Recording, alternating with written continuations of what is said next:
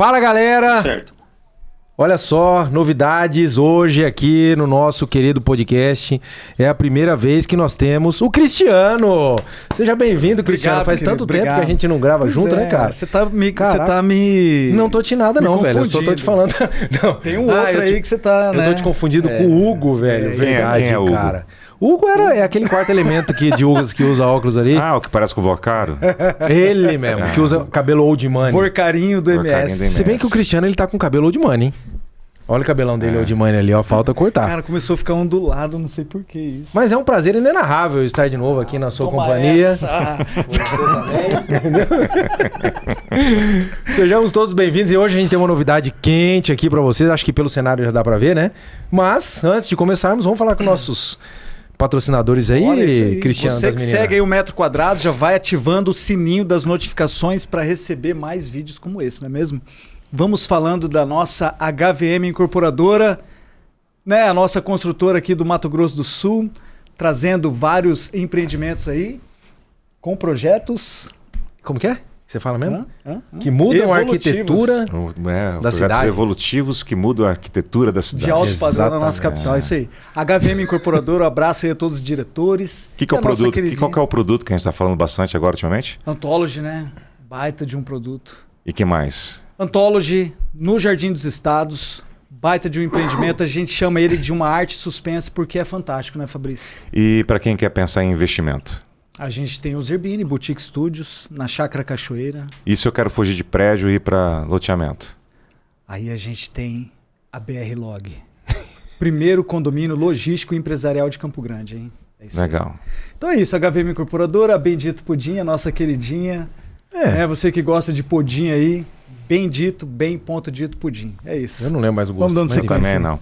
Bom, a gente vem fazendo umas coisas diferentes ultimamente, né? A gente trouxe assuntos diferentes, a gente falou de reforma tributária, falamos de logística, falamos de empreendimentos. Falamos de história. Verdade. Falamos de um cara muito bacana aí, o Iga, que estourou aí. A gente estava vendo lá que teve no TikTok mais de 19 mil visualizações. Aliás, então um abraço bem pra ele, bacana, né? O Iga que tá voltando de novo a brigar lá com câncer, mas eu tenho certeza que ele como guerreiro vai vencer. Batalha, né? Estamos orando aqui. Abraço ao Iga por você. Exatamente. Patrimônio histórico e de Campo todo Grande. mundo que quer conhecer um pouco da história de Campo Grande, entra na rede social dele, tem aí. Facebook, tem Instagram, tem fotos maravilhosas de Campo Grande, de Mato Grosso do Sul. Vai lá curtir ele lá, enche a rede dele de seguidores pra gente poder exaltar esse cara que é um personagem importante da história do estado, né? Sem dúvida. E aí a gente inventou mais uma. A gente fez um tempo atrás uma gravação ao vivo fora do estúdio, né? Lá no Perfeito, bem mar. lembrado. Foi uma coisa bem legal, foi bacana pra caramba e tal. Bacana, hein? E aí eu tenho um cara que eu já considero como amigo, tá? Porque a gente começou como cliente há quase 5 anos atrás. E aí a gente foi desenvolvendo um relacionamento bacana porque a gente tinha coisas em comuns, gostos em comuns. E aí, de repente esse cara sumiu. Aí eu falei, cara, mas onde que o Murilo foi parar? E de repente eu vejo um cara postando assuntos muito legal na rede social. E eu descubro que ele está nos Estados Unidos. E a gente resolveu fazer um link com ele para falar do mercado imobiliário nos Estados Unidos. É isso? Seja bem-vindo ao podcast Metro Quadrado. Perfeito, meus amigos. Eu te falo para vocês que é com satisfação, com alegria que eu tô aqui entre amigos. Já dei bastante risada aqui, a gente começou conversando aqui e eu confesso que com vocês aqui já tô me sentindo à vontade, deu até saudade do Brasil. Ó, quem apareceu. Apareceu a brilhantar. E aí? O podcast já se escondeu ali, ó. Já se escondeu. Criança. Esse é outro guerreiro, né, Murilo? Esse cara. O Fabrício sabe da história pessoal dele. Eu passei por muita coisa e o Fabrício sempre me ajudou nos momentos ali difíceis. E tá aqui, cara. Graças a Deus é um testemunho vivo. A gente tá aqui. É um assunto para outro dia, a gente fala. É uma questão que, né, muito emotiva, mas o Fabrício, desde o momento, sempre me estendeu a mão, cara, com solidariedade, com amizade. E eu, conforme vocês estavam falando ali no início, eu sou cliente da HVM, então eu sou muito suspeito para falar. Eu já tive alguns produtos, sou extremamente feliz e satisfeito. Sou cliente do Vertigo, sou cliente do Maia, depois eu acabei repassando a minha propriedade, a minha unidade, vendi. Hoje sou cliente do Anthology. Isso aí. E assim, extremamente satisfeito. Eu desejo para vocês aí o melhor sucesso. Eu fico só acompanhando de longe as novidades, os projetos que vocês estão fazendo que são realmente inovadores. Então eu fico aqui babando um pouquinho e desejando o melhor, todo sucesso para vocês. E vai ser cliente do BR-Log, né? Não faltou o BR-Log, a gente não apresentou ainda. A gente não apresentou para ele ainda. Calma. Cara, eu atendi você, Murilo. Agora que eu lembrei, cara. Ó. Eu te atendi com o Gabriel. Aí em Campo Grande? Aqui em Campo Grande. Agora que eu lembrei, cara. Sabe o Gabriel, o corretor? Bacana. Você sabe que você conversa, né, Murilo? Só pra rachar a comissão, tá? Vamos embora. Cara, lembrei dele. Ô, Murilo, mas muito obrigado pelo convite. Imagina, obrigado você por ter dado um tempinho de sua vida aí pra gente. Fala pra gente, cara, primeiro assim, a gente vai tratar de vários assuntos aqui, mas eu acho que os assuntos que trazem muita curiosidade pro público que olha pros Estados Unidos. Diz, como que é primeiro essa transição, cara? Você foi para os Estados Unidos, você mora já há quanto tempo? Como é que foi esse processo de sair do Brasil para os Estados Unidos, levando a família? Como é que foi tudo isso? Eu estou aqui há quase 2 anos. Eu tenho uma história interessante com os Estados Unidos. Eu tive aqui há 20 anos atrás e eu sou fascinado por esse lugar, né? Eu venho, desde que eu morei aqui como estudante, eu vinha muito para cá todo ano, vim sozinho, vim com a mulher, vim com os filhos. E eu sempre tive esse desejo, né, de morar aqui, só que o Fabrício me conheceu, eu virando cliente de vocês, e ao mesmo tempo trazendo oportunidade de negócio, querendo, a gente também empreendia, também tinha uma incorporadora, também estava ali tratando de desenvolvimento, tratando de oportunidades imobiliárias, a gente empreendia em outros estados também, e ali eu sempre tive esse desejo a longo prazo. Falei, olha, agora que meus filhos estiverem ali 10, 12 anos, eu quero muito que eles vivam aquilo que eu vivia 20 anos atrás, né? Essa cultura de estudar aqui, cultura americana, cultura do esporte, e esses eram os planos. Mas, cara, a gente, na verdade, não mesmo que a gente faça planos, a vida às vezes nos dá um outro caminho, nos dá um outro norte. Eu tive algumas questões, eu vejo vocês falando bastante ali de reforma tributária, Risco Brasil, algumas coisas que vêm acontecendo. E eu, assim, de forma superficial, sou um pouco fruto disso e acabei tendo que me mudar para cá com a minha família. Estou há 2 anos aqui. Tive um processo de imigração um pouco fora da curva, então tem processos aqui muito difíceis, processos muito longos, extensos. A gente conhece histórias assim, né, que são realmente de nos tocar. Mas, cara, Deus tem sido muito bom comigo. Meu processo, que era para durar 10, 15 anos, durou menos de 90 dias. E eu estou vivendo aquilo que talvez eu imaginei lá atrás. Estou com os meus filhos aqui, estão estudando. Você sabe da história pessoal do meu filho. Uhum. E hoje ele, por um diagnóstico que talvez era uma criança que talvez nem poderia falar, hoje ele já fala português, já fala inglês. Que legal. Já é um bilíngue. Nossa alegria aqui, acabou. E é isso, meu irmão, estou passando pelo processo, tive que reaprender todo do zero, né? Como fazer negócio, como empreender, como tocar a vida aqui, como administrar toda essa mudança. E eu estou aqui há 2 anos realmente dedicado. Eu vim para cá com uma certa... não querendo saber de mercado imobiliário, não querendo saber de obra. Eu que toquei 15 anos da minha vida, volume alto, né, de obras e negócios imobiliários. Vim para cá um pouco desgostoso. Eu quero mexer com outra coisa, vou fazer qualquer outra coisa. Mas a verdade é que a gente tem que fazer o que a gente sabe e, querendo ou não, o mercado imobiliário, o mercado de construção civil aqui nos Estados Unidos, ele praticamente te convida, ele praticamente te pega pela mão e fala, cara, se você sabe fazer isso, se você tem noção, você está perdendo uma baita oportunidade não olhando para esse mercado. Então, desde que eu cheguei aqui, eu não consegui escapar do mercado imobiliário.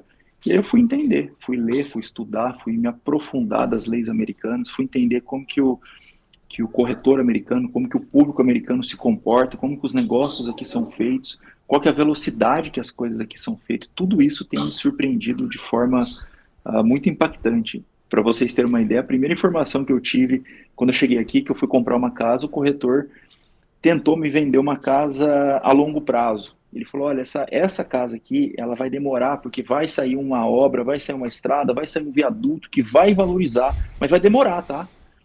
Eu falei, tá, mas demorar quanto? Ele, uns 4 meses. Caramba. E assim, aquilo, a velocidade com que as coisas acontecem, que eu comecei a ficar impressionado. É muita casa, é muita obra, é um mercado muito aquecido.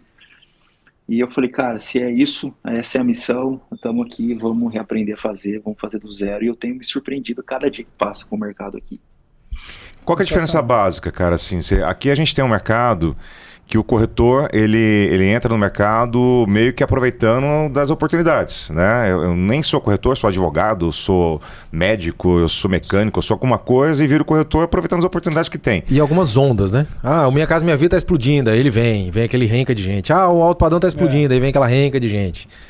Aí aqui, ô Murilo, até desculpa interromper sua pergunta aqui, mas aqui é o seguinte, aqui o cara também é corretor. Isso. Aí, o cara é um broker, até depois eu queria saber essa diferença, tá? Broker, realtor, qual que é a diferença aí? Mas aí o cara encara como profissão, correto? Não, perfeito. Aqui, na verdade, tudo aqui, as profissões aqui, elas são bem segmentadas, né? Então, tudo que você vai fazer, você precisa de uma qualificação, você precisa de uma licença, de um permit. Então, por exemplo, a sua pergunta te respondendo ali, um corretor, ele não opera sem um broker, que é um cara que está acima dele, é como se fosse... uma espécie de... Um supervisor que tem aqui no Brasil? Exato, como se ele supervisionasse as ações e ele tivesse uma responsabilidade. Na verdade, é como se fosse um gestor. Ele é um gestor dos agentes. Mas é setorizado, Murilo? Os corretores. Esse broker, ele é setorizado por estado, ou não? Ele pode atuar nos Estados Unidos... Como um todo? Não, eles são setorizados, aqui tudo é setorizado, mas você pode, por exemplo, ter uma licença de realtor aqui na Flórida e solicitar a licença em outros estados. Então você vai, igual o CREA, por exemplo, né? Você tem o CREA ali no estado e vai solicitando as autorizações em outros estados. Entendi. Mas aqui as coisas são muito bem amarradas, né? Um corretor, que é um realtor, ele não opera sem um broker. O broker precisa passar pelo processo de realtor, passar pela prova de broker, isso, tem toda uma qualificação. E também é uma coisa que, até no processo, por exemplo, de avaliação, quando você vai realmente fazer a corretagem de uma casa, você tem uma responsabilidade civil muito grande. Quando você faz uma avaliação ali e atesta alguns quesitos, e um cliente às vezes compra e chega lá e é uma situação completamente diferente, você pode responder civilmente, criminalmente sobre isso. Então não é só vender e me dar minha comissão e tchau. Aqui eles levam muito a sério essa questão, tem a responsabilidade também do broker. Existem, por exemplo, na construção civil, a maioria dos serviços são segmentados. Então, quando você pega um serviço de pintura, um serviço de conserto de reparo de telhado, um serviço quem faz piso, por exemplo, é tudo muito bem segmentado. Cada empresa dessa tem que ter uma licença específica, tem que estar vinculado ao condado, tem que ter um seguro. As empresas aqui trabalham com seguro. Então, são algumas questões que vão nos criando essa segurança um pouco mais robusta, sabe? E Murilo, a gente sabe que no Brasil tem uma burocracia gigantesca com processos de financiamento. Para você pleitear, ser um proponente comprador, você passa por um crivo de pesquisa gigante aqui, você sabe muito bem, já atuou aqui, obviamente. Quando você falou que foi para os Estados Unidos e teve que entender as leis, teve que estudar, você notou uma diferença muito grande? Aí também é burocrático ou é mais facilitado o processo de compra, de financiamento bancário no caso? Na verdade, não é uma questão de burocracia, é uma questão das regras são muito claras, né? Então, eu vou começar por um exemplo básico, assim, por exemplo, quando você fala de crédito. Cara, não dá para chegar e fabricar um crédito, no sentido de, eu tenho isso, eu sou empresário, peraí que eu vou aportar um recurso aqui. Entendi. Cara, aqui crédito você constrói, como? Igual para todo mundo, você tem que ter, primeiro você tem que ter uma forma declaratória. Então, se você tem documento, se você já está organizado com um documento como se fosse o CPF, você já pode fazer o seu imposto de renda pelo seu CPF, né? Que aqui é o social. E caso você não tenha essa opção, que é uma grande maioria de pessoas, pela questão imigratória, você pode fazer isso pelo seu ITIN number, que é um número que está vinculado a uma pessoa jurídica, mas que você também faz a contribuição. Então, hoje você consegue construir crédito tanto pelo social, que é o seu CPF, quanto pelo seu CNPJ, vamos chamar assim. E aí você começa uma relação bancária com os Estados Unidos, com o governo, e ali você vai construindo um crédito, e você realmente, o score aqui, ele tem ele é levado muito a sério, essa questão de construção de crédito. Interessante. Ô Murilo, você postou recentemente, eu estou acompanhando você já há um tempo, e aí para mostrar também que a gente fica num cenário de achar que tudo nos Estados Unidos é maravilhoso. E lógico, como qualquer país e como qualquer profissão, também você tem um lado também que é complicado. E muito pelo que você acabou de falar, por falta de conhecimento. Você postou recentemente um negócio falado de despejo nos Estados Unidos. Né? Como é que isso funciona? Você até citou alguns casos aí de brasileiros que acabaram cometendo alguns erros por falta de conhecimento e que vieram acontecer.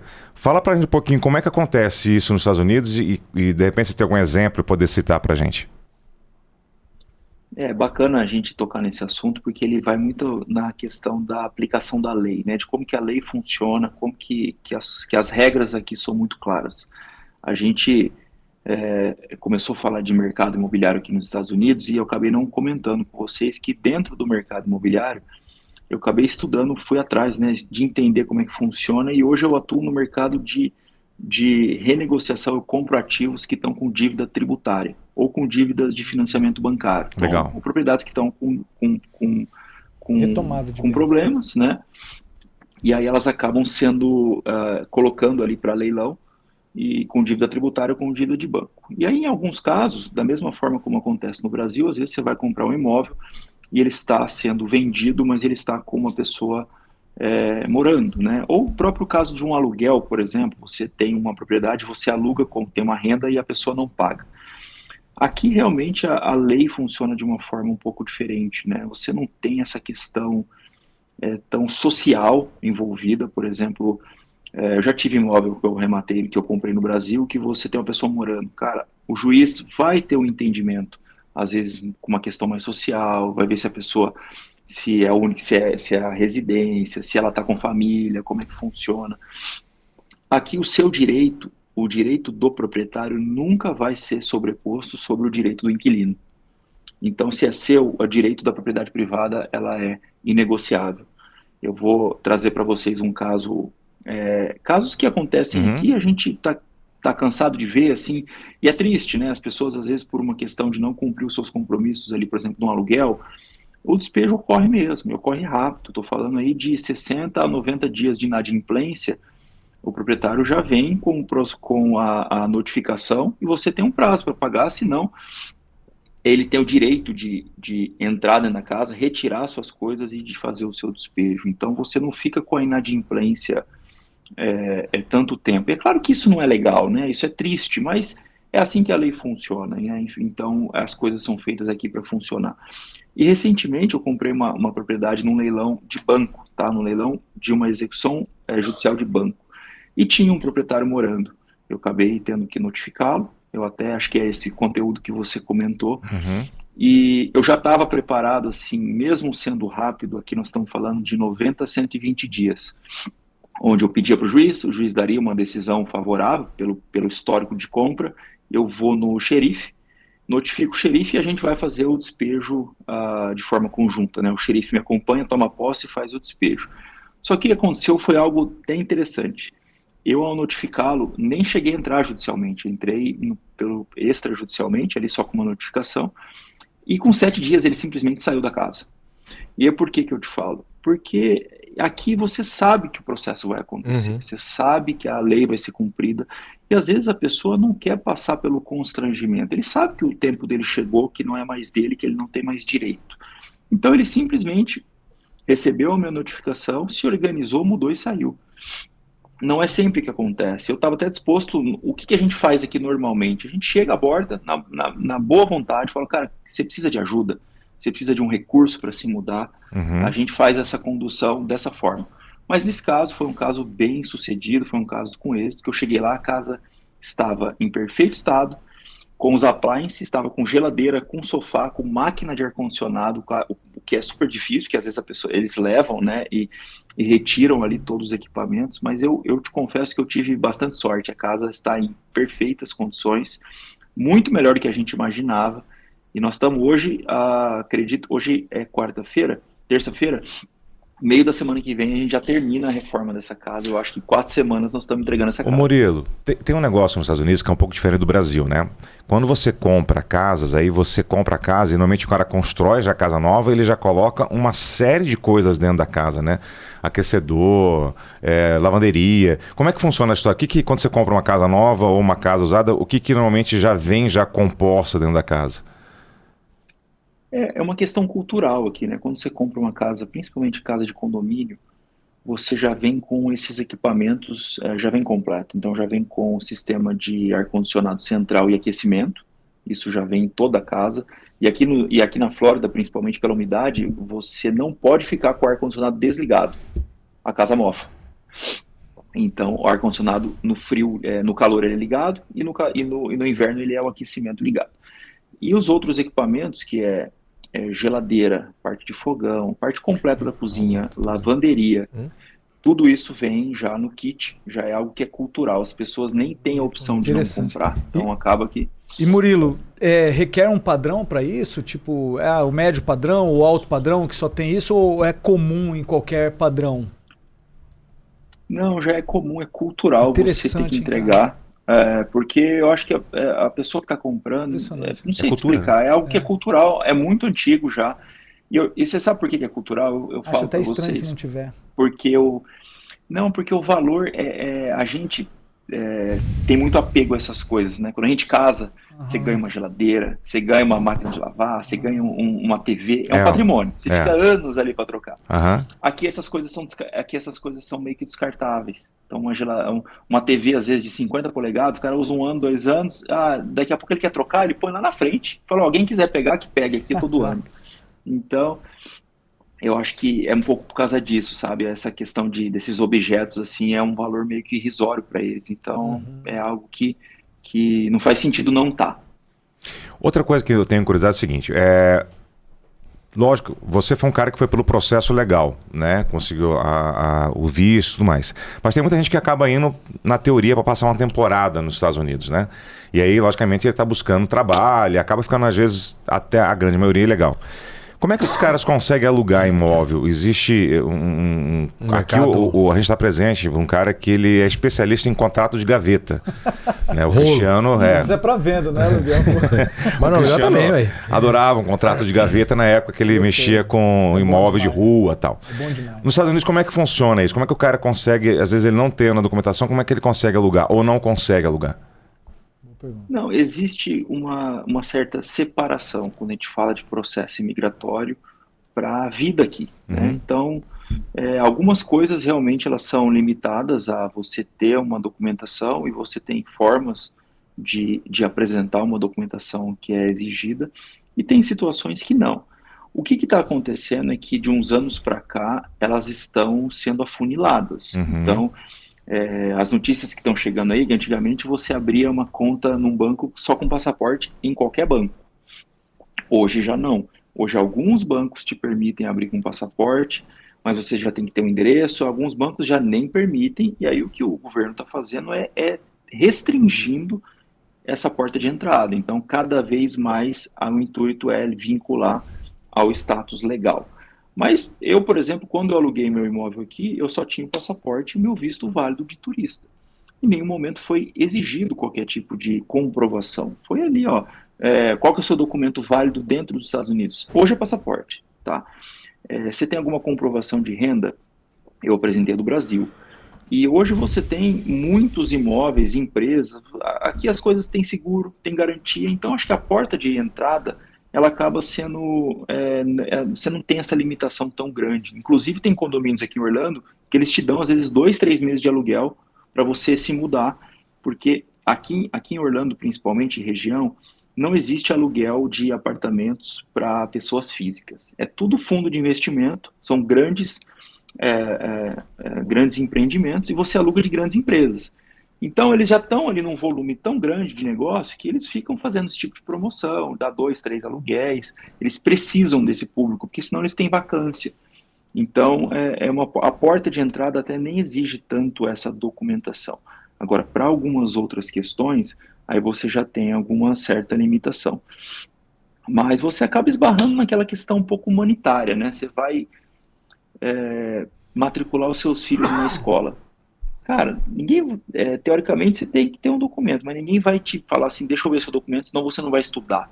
Você entende? Não existe, eles não vão privar esse direito, apesar de que alguns estados estão tomando algumas iniciativas, né? O Texas, por exemplo, que é um pouco mais conservador, ele já está querendo aplicar medidas como essa. Mas de resto, você não, assim, resumindo, você não mistura muito a questão imigratória com as necessidades diárias aqui, vamos chamar assim. Entendido. Uma outra pergunta, ô Murilo.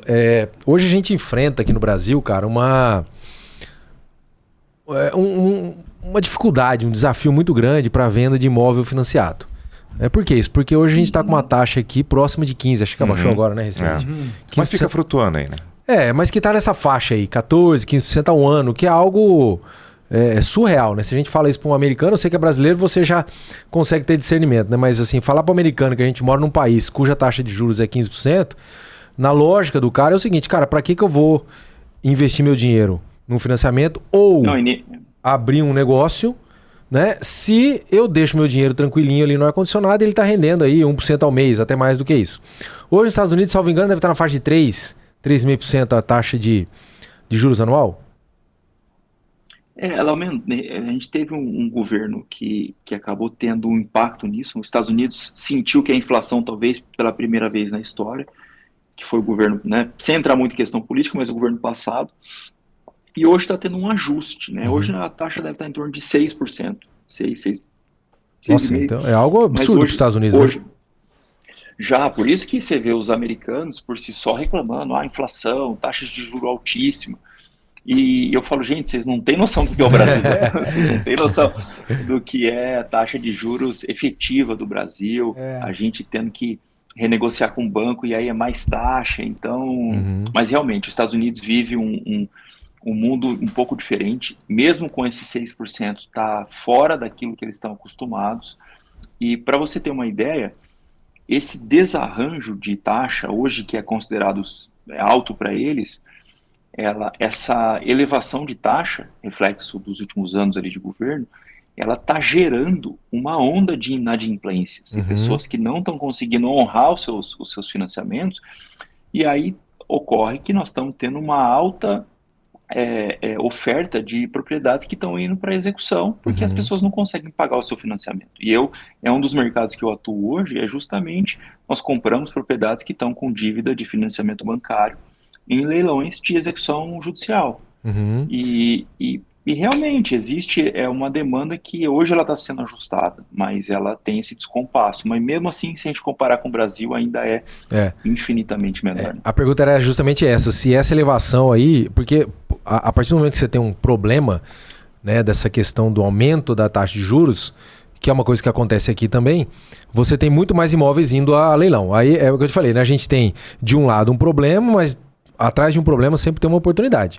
Então, para quem mexe com imóveis de leilão, como você, possivelmente aumentou muito essa oferta, esse mercado, né, de venda de imóveis de leilão. A pergunta é a seguinte, qual que é uma taxa de desconto que você compra hoje um imóvel em leilão? Então, o imóvel vale $500 mil, você compra ele por quanto e você revende ele por quanto? Perfeito. Antes de eu entrar nesse detalhe, eu queria só abrir um pouco para vocês entenderem como é que um imóvel aqui ele vai para o leilão e como que é diferente o sistema com relação ao Brasil. Aqui, assim, os principais leilões que a gente tem aqui hoje, eu vou falar de 3, tá? São os 2 que são vindo de dívidas de impostos, basicamente de IPTU, aqui é o Property Tax, que é o imposto anual. Então, o que acontece? Eu falo que, cara, esse é um mecanismo tão fantástico, e se ele tivesse no Brasil implantado, talvez a gente não teria situações, os municípios não estariam tão dependentes financeiramente do governo federal, ou tão deficitários, só com um simples mecanismo, que aqui é o seguinte, você atrasou o seu IPTU durante um ano, você começa a ser cobrado. Você virou o segundo ano, o seu imóvel ele vai para leilão, vai para uma execução. E o que acontece? O condado, que é o poder público, a nossa prefeitura aí no Brasil, ele não vai ficar esperando a sua boa vontade. A gente sabe que a prefeitura no Brasil, ela vai ficar tentando refinanciar, fazer refis, ela tenta anos e anos, e aí ela abre outro refis, e assim, é algo que ela não tem um poder de execução. Aqui não. Aqui no segundo ano, o seu processo, o seu imóvel, ele vai para execução e você tem um deadline. Você tem até o tal dia para pagar, senão o leilão está agendado, ele vai ser marcado na data e quem comprar vai levar a sua casa. É simples assim. Aonde que está a grande diferença? Aqui não tem avalista, aqui não tem valor de mercado, aqui não tem essa burocracia que às vezes trava. Aqui é o seguinte... Se você tem um imóvel de 300 mil dólares e você está devendo 15 de IPTU, é 15 que seu imóvel vai a leilão. Caraca, Independente dívida. de quanto vale. Ele vai pelo valor da dívida. Ele vai pelo valor da dívida. Essa modalidade chama tax deed. Caraca. Então, ela é o valor da dívida. O que acontece, tá? Para a gente não criar uma falsa expectativa. É possível comprar imóveis... por 15 mil dólares de 300, tá? É possível. Vai ser sempre? Vai ser fácil? Vai ser toda hora? Não. Por quê? Porque tem concorrência, tem mais gente olhando. Eu falo que esse produto não é um produto de prateleira, não é um produto que eu abro um catálogo e olho assim, olha aqui, qual que nós vamos escolher? Uhum. É um produto que ele é dinâmico. Eu tenho leilões acontecendo todos os dias, muitos imóveis, porque são muitos condados, é nos Estados Unidos inteiro, e tem muita gente fazendo maus negócios, pagando mais caro, comprando propriedade ruim, mas eu falo para vocês, por experiência própria, que numa média, hoje eu descarto 90% dos leilões. E desses 10%, eu ainda pego 10% dos 10% para comprar uma propriedade. Então, eu não tenho assim uma métrica que eu falo, eu compro só por 30%. É possível você comprar muito barato, mas eu entendo que desde que a gente traça ali uma estratégia, uma viabilidade, onde faz sentido eu comprar ela por 40%, 50% do valor de mercado, depende do valor da reforma, e vender e ter um ROI e um tempo de liquidez ali e fazer sentido acima da média, é o que a gente pratica, mas com certeza acima do mercado convencional. Eu vou trazer um número para vocês aqui só para vocês entenderem. Uma propriedade que valia mais ou menos uns 90 mil dólares a 100 mil dólares, ela pronta. Eu tinha estimado ali pagar nela 60 e eu fui para o leilão e eu arrematei ela por 29. Então hoje eu estou finalizando ela, vou gastar mais uns 40, então 30 mais 40 é 70. Mais custo de closing cost, corretora, etc. Eu vou fechar ela em 90. 85,90. O meu valor de venda dela é 150 mil dólares. E eu estou falando de um tempo aí de 90 dias. Impressionante. Cara, eu fiquei impressionado com isso. Porque assim... Lógico que eu estou falando de casos que acontecem, não é regra. Todos os casos, não é regra. O que me impressionou não foi nem o valor, ô Murilo. Foi a retomada do bem por IPTU e não o financiamento, cara. A retomada do bem aqui no Brasil é porque o cara deixa de pagar o banco vai lá e toma.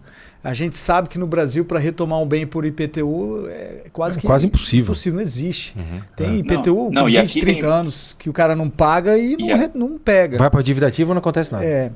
E aí a minha pergunta para você, quando esses bens que você arremata nos leilões, eles são muito judiados aí nos Estados Unidos, porque aqui no Brasil, cara, eu tenho colegas construtores que vivem disso, de reforma. E pega ali casa, apartamento, tudo judiado.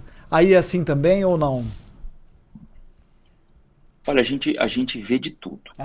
Existem propriedades que vão estar muito detonadas e a gente analisa. Se há possibilidade, por exemplo, eu já comprei propriedade bem detonada que eu enxergo que há viabilidade, eu comprei e reformei e vou ter lucro. E tem propriedades que realmente... a gente comprou uma recentemente, agora mês passado, por 200 mil dólares, ela deve ter um valor de venda ali de 350. Só pintura e limpeza, a casa estava zero. Olha só. Nossa. Que legal. Então, assim, acontece, são vários casos, por exemplo, pode ser um caso de abandono, aí a pessoa começa a morar, ela detona a casa, vira aquele caos. Pode ser um caso que a pessoa falece, às vezes um senhor de idade faleceu, não tem parente, não tem ninguém, a casa vai para leilão, chega lá, a casa tá, às vezes a casa tá... Até com defunto dentro. Esqueceu de tirar. Cara, até com defunto dentro, cara. Não é brincadeira. Esses dias um colega comprou uma casa na Virgínia, se eu não me engano, chegou lá, a casa tava um defunto. Puta. Porque realmente... O trabalho dele foi remover o defunto. Mas assim, tem casos, por exemplo, eu tenho amigos aqui que compraram, chegaram lá, tem caixa de figurinha premiada, tem Rolex, tem joia, porque fica os bens é carro. Tem um colega nosso que comprou o carro com Mustang dentro.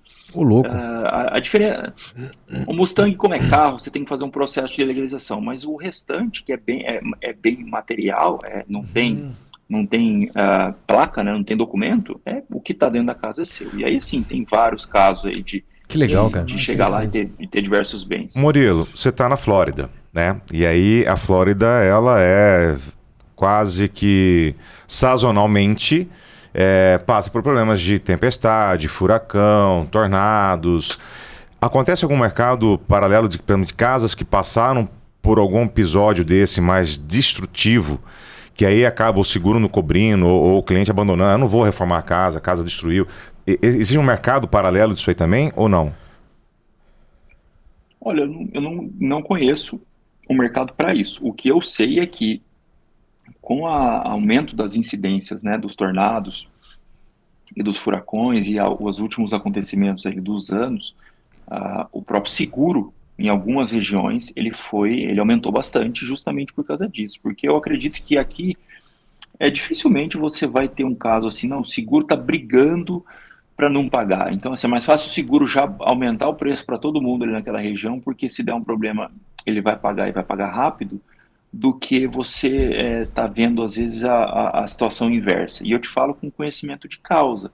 Eu tinha eu tinha 3 incorporações no Rio Grande do Sul, e eu passei pelas enchentes do Rio Grande do Sul. Eu passei por elas, assim, destruindo as minhas obras, um prejuízo ali, perto ali de quase 10 milhões de reais, se somar diretos e indiretos.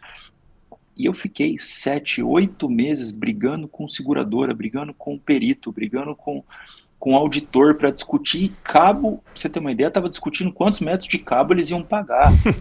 Então isso nos Estados Unidos realmente não acontece dessa forma. Paga mas então quer dizer que ano que vem os seguros vão estar mais caros? Vão. Sim. Mas pelo menos com o dia que você acionar, tá aqui, tá pago, é teu e acabou.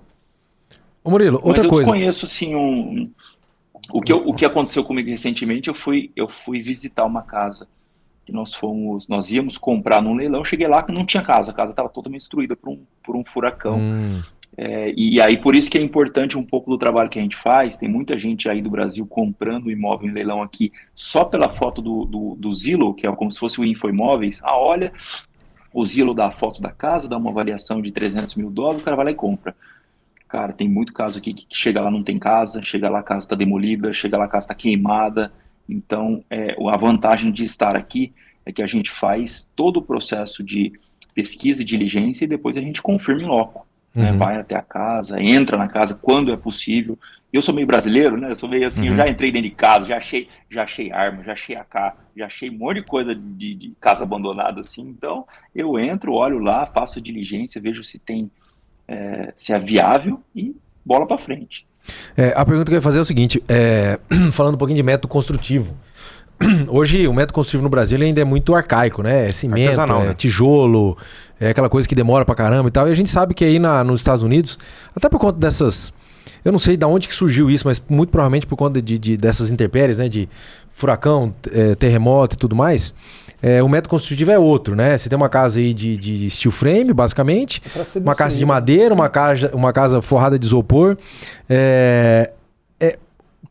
Foi isso mesmo? Isso surgiu dessa necessidade por conta das intempéries ou não? Ou eles entenderam que ecologicamente é mais sustentável? Eu não sei. O custo e a rapidez o custo, é melhor, a rapidez. A tecnologia é melhor também, porque você tem muito mais maquinários, né? Até porque quando a gente vem com essa estrutura pra cá, cara, existe uma rejeição muito grande. Ah, minha casa vai cair, minha casa é de plástico, né? Drywall hoje que já é uma realidade, o povo ainda aqui tem uma certa rejeição. Como é que é isso aí? Cara, eu entendo que é uma cultura, tá? Uma cultura que está enraizada aqui há muito tempo. Você dificilmente vai ver casas de alvenaria convencional. Eu entendo que nem passa pela cabeça deles, é algo que já é cultural, não é em razão das intempéries. Eu morei há 20 anos atrás no norte e as casas, eu acho que eu nunca vi uma casa de alvenaria convencional aqui. E realmente, as casas, elas são uma construção muito mais limpa. Quando a gente vai reformar, cara, você depena a casa inteira, é madeira, uma serra, você adequa tudo em obra, e a obra é rápida, né? E eu acho que o Brasil enfrenta essa questão cultural. Eu toquei obra em vários locais, mas eu me lembro, acho que em 2018, eu toquei obra em Rondônia. E lá eu tive contato com algumas obras de alto padrão de steel frame. Era um projeto bacana, modulado de São Paulo, e ali eu achei a ideia fantástica. Eram casas que ficaram maravilhosas. E eu tentei trazer esse projeto para Campo Grande, tentei conversar com algumas pessoas, tentei implantar isso.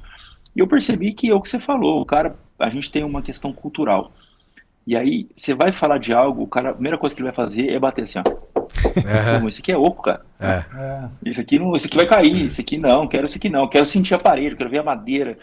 Então, eu acho que a gente esbarra por uma questão cultural no avanço dessas tecnologias. Eu acho que se tivesse aí, a gente tem muito menos intempéries que os Estados Unidos, seriam obras mais baratas e mais rápidas e, de certa forma, seria um avanço, né? A tecnologia na construção civil, mas eu acho que por uma questão cultural vai demorar muitos anos ainda para o pessoal migrar. E tem um detalhe, né, Murilo? Porque você fala assim, como é que a gente acostumou a fazer conta no mercado construtivo do Brasil? A gente faz conta em cima do metro quadrado.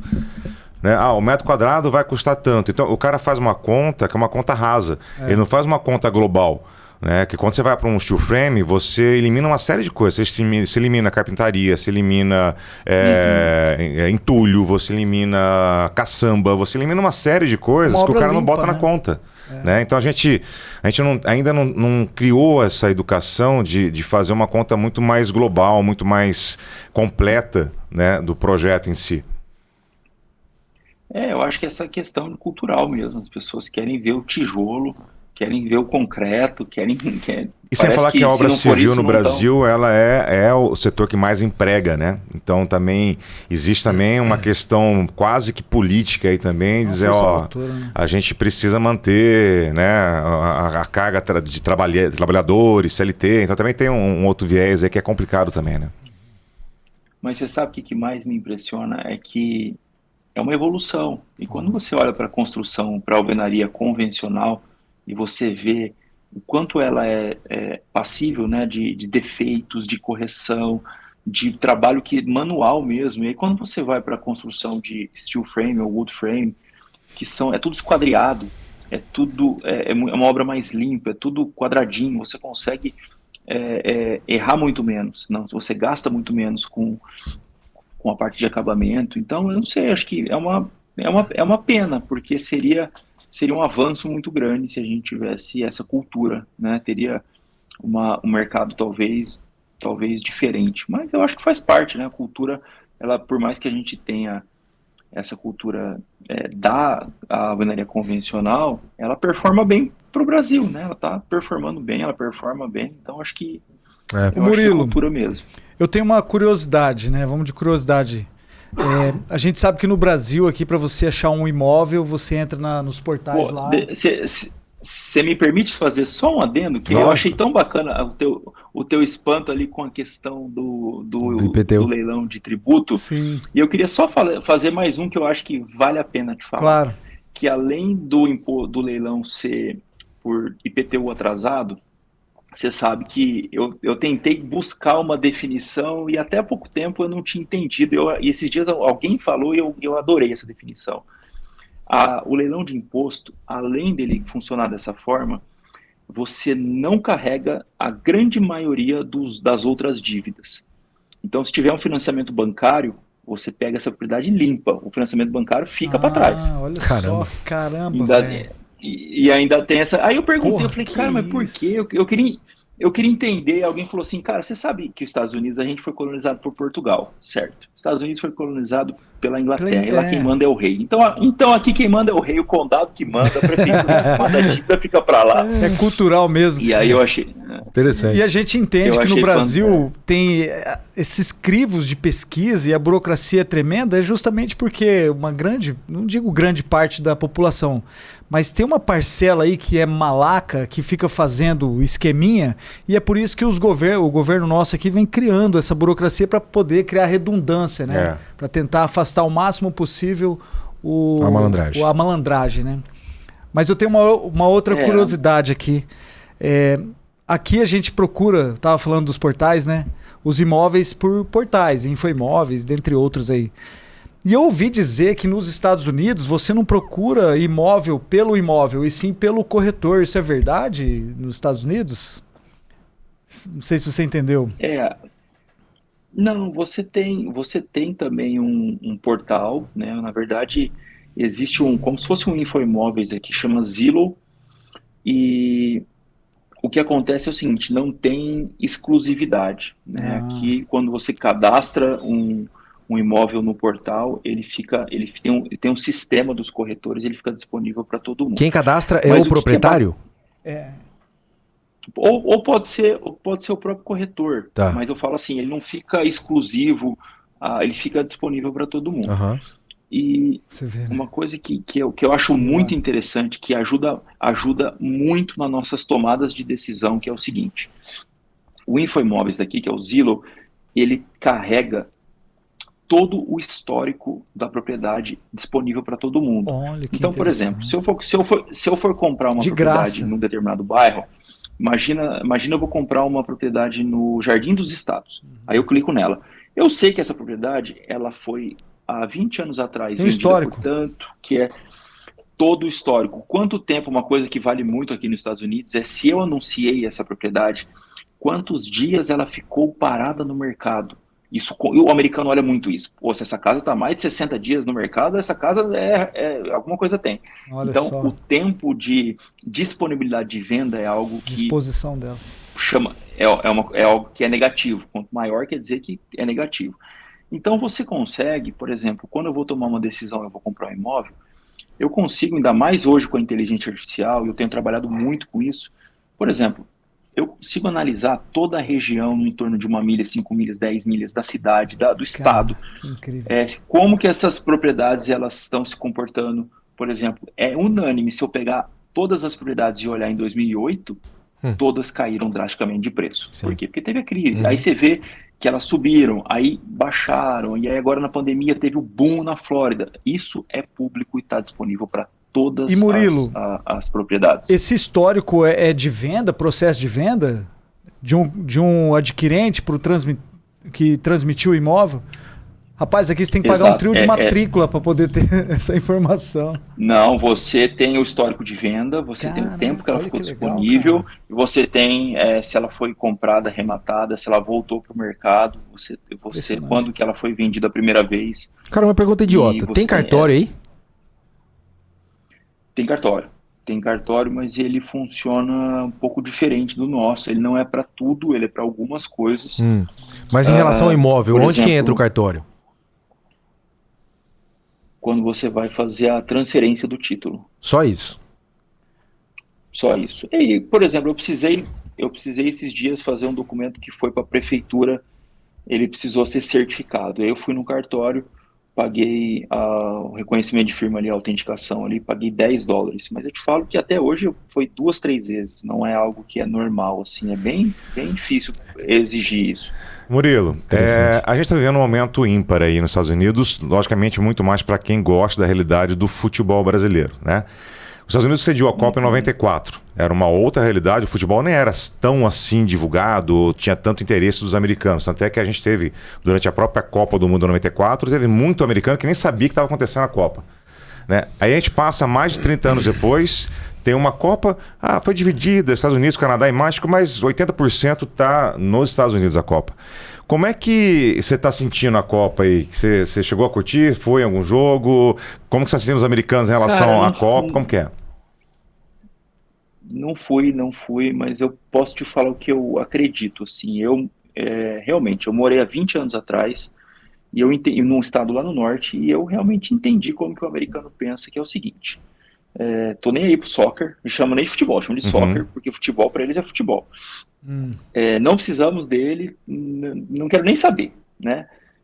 Só que isso vem passando por uma transformação.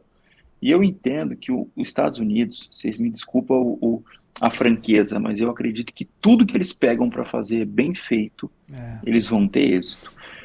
Então, eu acredito que é uma questão cultural, ainda é uma coisa da Flórida, ainda é uma questão que está sendo absorvida, mas hoje já é muito maior.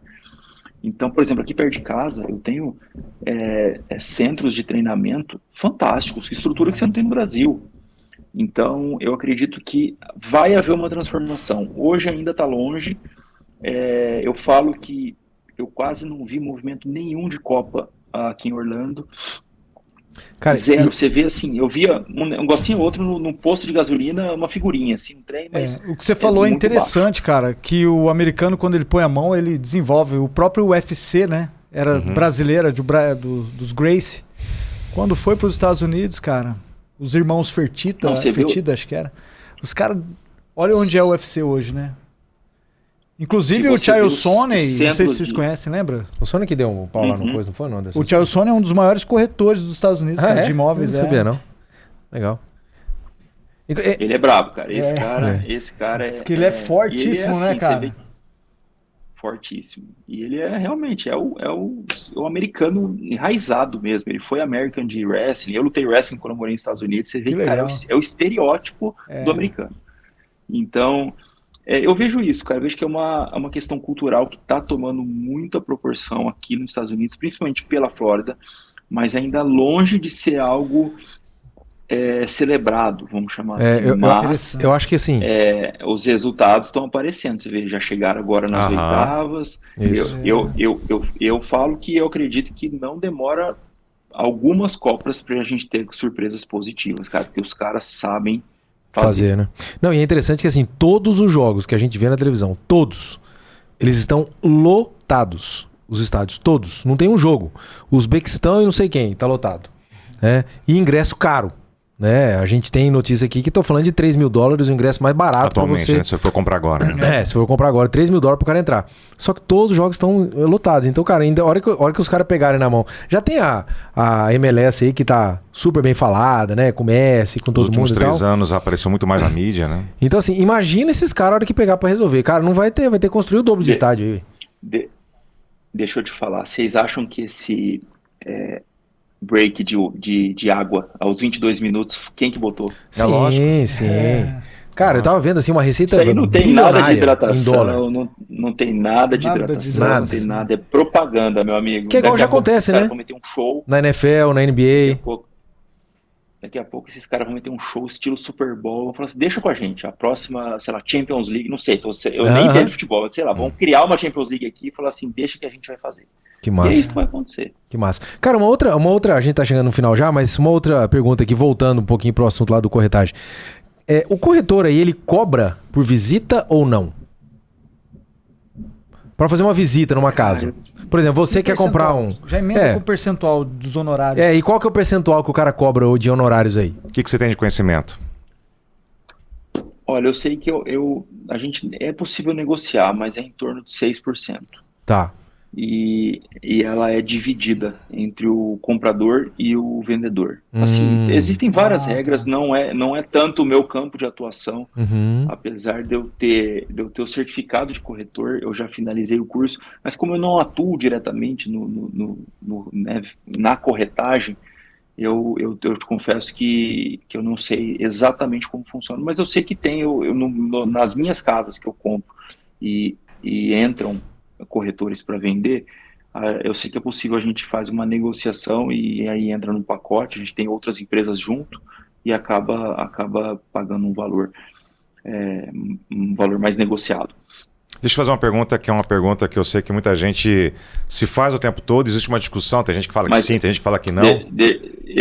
Deixa eu só te responder que você perguntou. Eu, quando fui alugar minha casa, eu precisei marcar algumas visitas, e sim, era pago. Eu cadastrava eu cadastrava o processo online. Eu tenho interesse de visitar tal casa. Ali eu já deixava meu cartão de crédito e $100. Caramba. Hã? Rapaz do céu. A gente pergunta isso, ô Murilo, porque aqui, cara, o que a gente toma de tombo de cliente é impressionante. Você marca com 10, vai 1.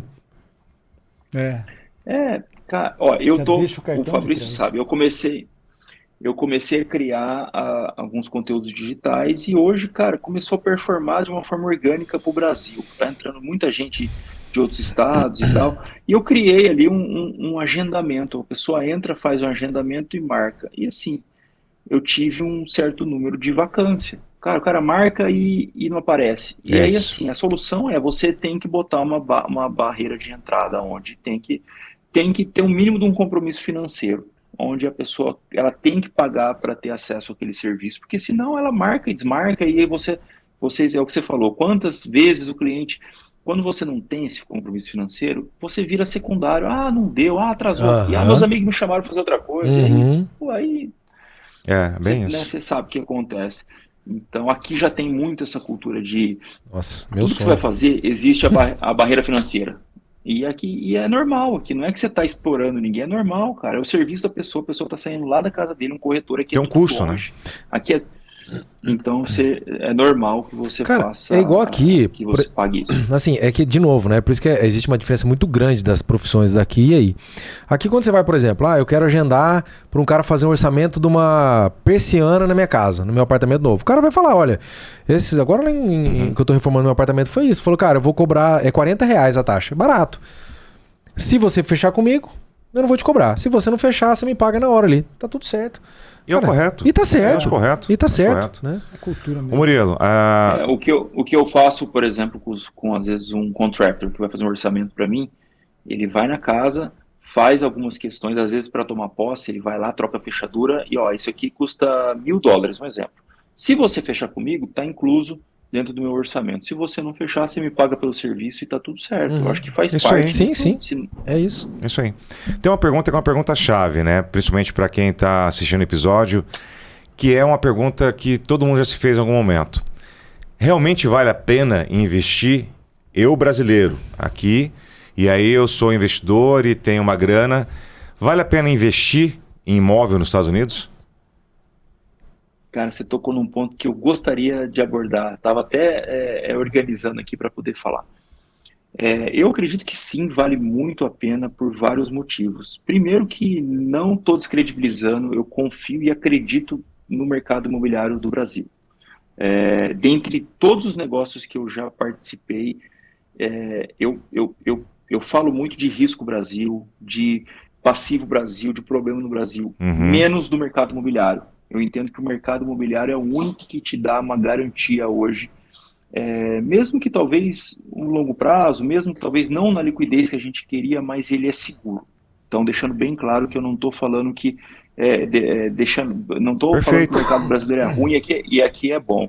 Eu acho que existem excelentes oportunidades aí. Eu já fiz, sou prova disso, sou cliente de vocês na HVM, sou cliente de outras, já tive negócios meus, então eu sou fã do mercado imobiliário brasileiro. Agora, eu falo muito que a pessoa que está aí no Brasil, que tem qualquer tipo de outro negócio, ela tem opção, investir. Investe no mercado imobiliário brasileiro e olha para os Estados Unidos, cara, porque não caia na besteira de, por exemplo, eu vou dar um exemplo claro. Se você tem uma renda primária, se você é advogado, médico, qualquer outra profissão, não caia na besteira de fazer obra, não caia na besteira de você botar a mão na massa, você querer se meter em outros negócios. Comércio, cara, que risco que nós estamos falando quando você entra num comércio. Eu respeito as pessoas que tocam comércio porque elas têm dom para isso. Mas a gente, cara, a gente vai se meter, é um risco muito alto. Então eu falo que os Estados Unidos, ele é sim uma opção segura, uma opção vantajosa, uma opção que vale muito a pena e quebrar um pouco desse paradigma. Eu acho que o que eu tenho batido muito na tecla, e não é suficiente, eu acho que eu vou gastar anos e anos falando, é que é para todo mundo. Porque o que eu mais escuto é as pessoas falando assim, são duas questões. Ah, Murilo, o dia que eu tiver bem, o dia que eu tiver muito dinheiro, o dia que eu tiver organizado, eu vou olhar para os Estados Unidos. Não, cara, não faça isso. Estados Unidos, a porta de acesso é talvez mais baixa que o Brasil. Talvez para você começar a comprar um imóvel hoje e rentabilizar, talvez você precise de menos capital do que propriamente dito no Brasil. Ah, Murilo, mas eu não tenho documento, eu não tenho visto, eu não tenho green card, eu nunca fui para os Estados Unidos. Cara, o único documento hoje que precisa para você comprar um imóvel é um passaporte válido.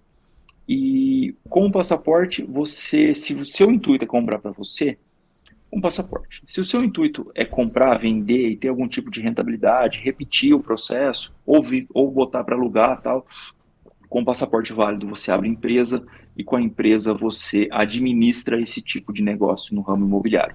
E por que a empresa? Porque o imposto, além de ser infinitamente menor do que o de pessoa física que cai na sigla de estrangeiro, você tem um mecanismo fantástico aqui nos Estados Unidos que é a dedução de despesas. Então, quando você toca as coisas de forma no CNPJ, quando você pejotiza uma operação, você trabalha com lucro real. E aqui o lucro real, realmente, ele é lucro real. Então, eu vou dar um exemplo básico aqui para vocês. Se eu tiver $200 mil de lucro nos meus imóveis, eu posso escolher o que eu vou fazer com meus impostos. Então, eu posso comprar um carro.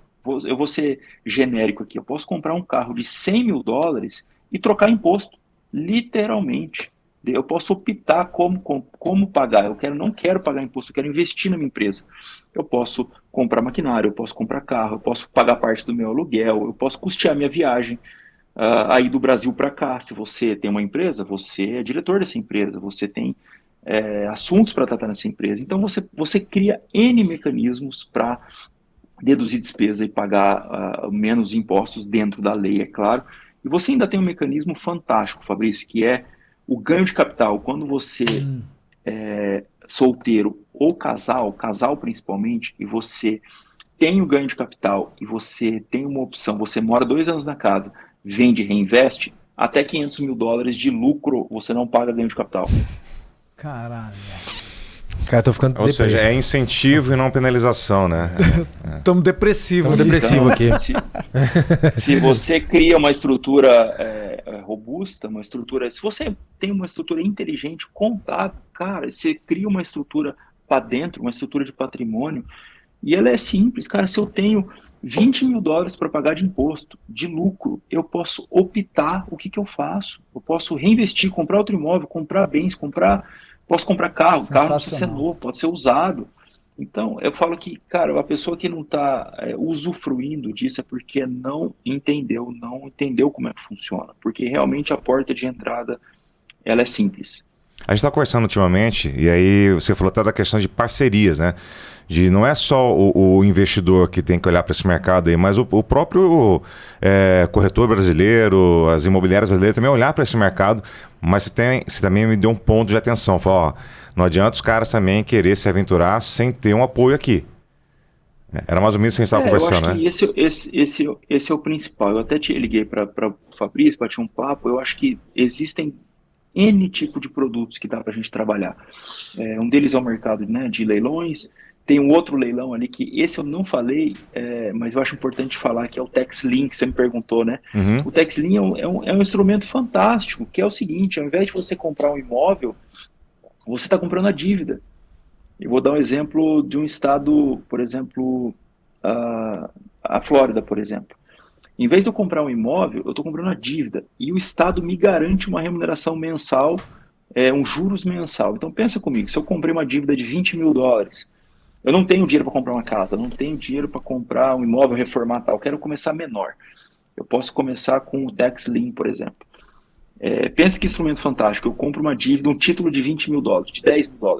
O Estado me garante uma remuneração mensal, em alguns casos, de 18% a 36% ao ano. Estou falando de juros de 2% a 3% ao mês. Você não recebe isso por mês, você fica rendendo isso no seu ativo, atrelado a uma garantia real. Ou seja, o proprietário ele vai ter 1 ano para te pagar. Você comprou um título e vinculou a casa dele. Ele tem 1 ano para te pagar. No pior dos cenários, o cara não vai te pagar. o que acontece? Você vira dono da casa dele. No melhor dos cenários, você recebe sua propriedade com juros de 2 a 3%, conforme depende do acordo que você faz com o condado. E ainda quase com um leilão antecipado. Que é quase que, desculpa a palavra se eu posso falar, é quase que uma agiotagem em favor do governo. Você empresta dinheiro para o governo te paga com juros. Ainda te dá uma garantia real, no pior dos casos. É uma factoring. Mas muito melhor, né? Muito melhor, Muito melhor, porque na verdade você tem uma garantia real, né? Na factoring você não vai ter uma garantia real, né? Só o cheque, né? Exatamente. É checão que não existe mais, né? É um instrumento que é legalizado, os estados, ou eles são tax deed, ou eles são tax lien, alguns são os dois, mas na grande maioria são divididos. Então você é uma porta, tem tax lien hoje de $50, de $100, de $200. Então você tem uma porta de entrada. Ele entra para uma empresa, Murilo? Como é que funciona? Eu quero adquirir, eu tenho que ir atrás de uma empresa, uma agência, vou direto ao governo, como é que funciona? Não, funciona assim. Da mesma forma que você vai comprar um imóvel no leilão, você abre uma empresa por questões contábeis. Você pode fazer isso pela pessoa física, mas eu falo que pela questão contábil, pela empresa, é muito mais vantajoso, você não cai no tributo de estrangeiro. E basta você se cadastrar, e aí a gente dá toda essa assessoria para quem quiser, mas assim, basta você se cadastrar. Uma coisa que eu deixo bem claro, Fabrício, eu não trabalho, ninguém investe em mim, tá? Eu não trabalho com recurso de terceiros. O que a gente faz é demonstra o que nós fazemos aqui e a gente dá uma assessoria, uma consultoria para as pessoas fazerem aqui. Então, assim, se a pessoa quer comprar um imóvel, se ela quer comprar um tax lien ou comprar um imóvel, ela vai passar por todo o processo e ela vai comprar no nome dela, ela vai registrar no nome dela, o dinheiro que ela vai comprar nunca vem para nós, ela vai direto para a prefeitura, o título sai no nome dela e a gente, com um contrato organizado, a gente cobra uma assessoria em cima do resultado e do processo, mas jamais transitamos com recurso de terceiros. Então, eu acho que a porta de acesso ela é por falta de informação, as pessoas desconhecem, mas ela é baixa, ela é acessível. Então, respondendo a sua pergunta, eu acho que sim, vale a pena você ter parte do seu patrimônio alocado aqui. Ótimo. Ô Murilão, a gente chegou aí a 1 hora, já passamos de 1 hora. A gente costuma brincar aqui que fala que papo bom rende rápido, né? E passa rápido. E a gente acaba depois tentando fazer esse retorno de alguma forma, mas já tocando em outros assuntos já. Senhor Cristiano Marinho, o que você achou aí do episódio? Essa experiência de fazer um link? Fantástico. Eu acho que a gente está inovando enquanto metro quadrado de ideias, o nosso podcast aqui. Acho que agora é Square Feet. Square Feet. Cara, eu gostei demais. O Murilo, um cara fácil de conversar, conhece bastante, viveu os dois lados, né? Brasil, agora Estados Unidos. E gostei muito desse bate-papo. Foi um bate-papo leve, tiramos várias dúvidas aí do mercado imobiliário americano e brasileiro também. E gostei. Espero que ele volte, que a gente possa fazer mais conteúdos aqui, né? O dia que estiver aqui no Brasil também, vir participar conosco. Tomar um café com a gente. Tomar um café. É isso aí. E você, Gustavo? Cara, eu saio extremamente depressivo, né? Você é um apaixonado pelos Estados Unidos, né? Eu sou suspeito para falar. Sou, hein? Meu cunhado mora, inclusive, em Tampa, né? Já tive a oportunidade de ir 3 vezes para ir. É um país fantástico. Mas assim, brincadeiras à parte, cara, mostra que a gente tem muito a evoluir, né?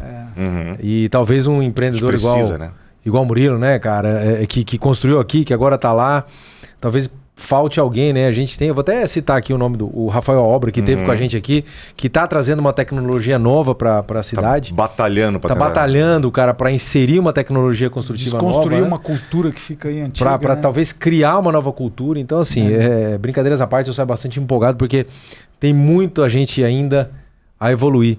E, cara, interessante isso que você falou por último, né? Desses títulos aí que a gente compra. Eu particularmente não sabia disso. Eu também não. Então, com certeza, eu seria um cliente seu nessa consultoria aí, viu? Bacana. Murilo. Eu fico muito agradecido. Eu só para ratificar que assim, o Cris falou assim, eu tenho que voltar para falar de outros assuntos. Fala pra gente aí que você tem um canal hoje no YouTube que fala exatamente sobre isso, né? Que tá trazendo informação. Como é que funciona o teu canal? Hoje a gente cria conteúdo nas plataformas, né? Principalmente ali no Instagram, mas eu tenho colocado meu esforço e meu coração no YouTube, porque eu entendo que pra gente demonstrar tudo isso que eu falei para vocês aqui, todo esse bate-papo que a gente fez na prática, eu não posso ser num momento curto falando que o mercado é bom e que eu compro e que eu vendo. Eu preciso realmente mostrar para vocês as coisas que a gente passa, né? Já passamos por tanto, onde que a gente entra, onde que a gente negocia, realmente comprando, processo de eviction, e tudo isso está documentado. Tem processos ainda, vídeos que não subiram, mas tem vários que já estão lá mostrando na prática esse processo. Eu falo também na parte educacional de como funcionam as coisas aqui, e falo também um pouco do meu processo imigratório.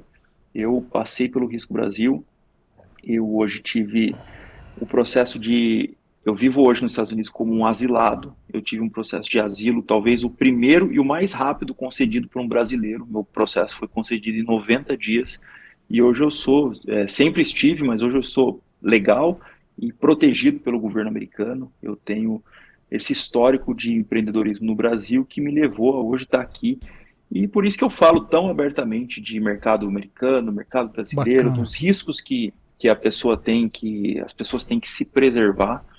E é isso, queria convidar vocês, eu estou muito feliz, satisfeito, deu até uma saudade, cara, sotaque de Campo Grande, amigos, né, o Fabrício é um cara que eu ia de graça lá tomar café, falei, cara, tá à toa aí, vou aí tomar um café com você, vamos bater papo.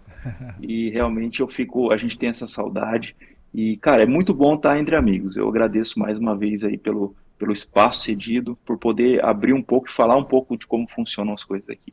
Bom demais. Ô Murilo, eu que fico feliz demais de ver você. Sabe que o pai do Murilo é ex-Brasil Telecom, cara. Ah, é? É, ex-Brasil Telecom. Cara. Legal. Teu pai era engenheiro lá, né? Ex-Telemate. Telemate, Telemes, Telemate, Brasil Telecom. Caramba, Telemate. Passando. O Gustavo também é ex-Brasil Telecom também. A gente Mas também vê Telecom. ele era Telemate também. Também é. Telemes. Telemes. Murilão, cara, muito feliz em ver você, nem que seja à distância, né? Muito ver o nosso bilíngue aí correndo agora aí para cima, para baixo, aí falando e já passado por todos os desafios que ele teve. É legal a gente poder trazer experiências de fora, desmistificar. A gente fala que aqui no Metro Quadrado a gente quer criar conteúdo inteligente para que as pessoas tirem essas dúvidas sem precisar fazer fake, sem precisar ficar falando bobeira, né? Existem canais aí de informação que você pode utilizar. Assim como o Gustavo, eu também não conhecia desse meio de investimento nos Estados Unidos. A gente fica sempre com essa cultura de que não, é aquilo que você falou. Quando eu tiver reunido aí 100 mil, 200 mil dólares, aí eu vou pensar em investir nos Estados Unidos. E não, existem outras formas de se investir. E dizer que você sempre está convidado. Né? Quando aparecer, vai lá tomar um café para a gente conversar de alfinete a foguete. Né? Você sabe que você é um cara muito querido lá na casa. E obrigado, cara, pela oportunidade de ter feito esse episódio com a gente, tá? Eu que agradeço, cara. Muito feliz mesmo. Obrigado pela oportunidade. E, desejo sucesso. Estava assistindo o episódio de vocês antes da gente começar.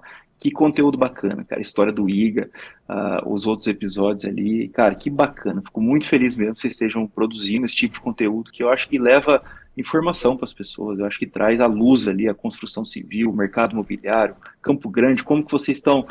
Como que vocês redesenharam ali, né, essa forma de empreender, cara? Fico muito feliz mesmo de estar aqui com vocês. Bom demais. E deixa seu canal aí para as pessoas Instagram, conhecerem. YouTube. Do YouTube. Perfeito. O canal no YouTube é Murilo Nos Eua. Eu deixei assim bem fácil mesmo para o pessoal não errar. E no Instagram é murilo.oliveirausa.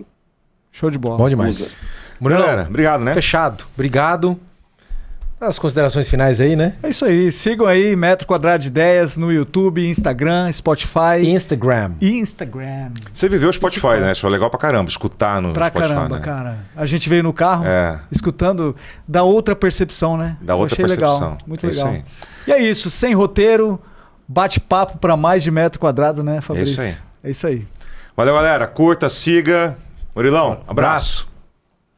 Um grande abraço. Valeu. Ô Murilo, deixa a gente fazer uma...